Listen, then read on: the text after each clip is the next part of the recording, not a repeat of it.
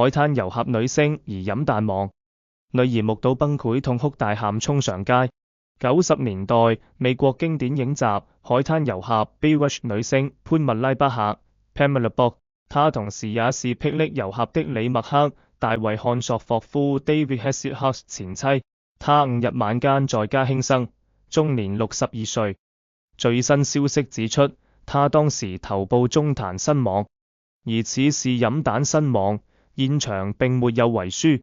她的小女兒第一時間發現，崩潰痛哭大喊衝上街，最後在警方陪同下回到屋內，確認死者身份。潘蜜拉巴克和大衛漢索霍夫因拍攝影集《霹靂遊俠》相識，兩人於1989年結為連理，並雙雙在影集《海灘遊俠》中演出，但兩人於2006年離婚，當時鬧得很不愉快，還互控家暴。而潘蜜拉巴克和近年身體健康不佳，疑似和20多年前和前夫出遊時出車禍的後遺症有關。而她過世後留下上千萬遺產，流向也成為焦點。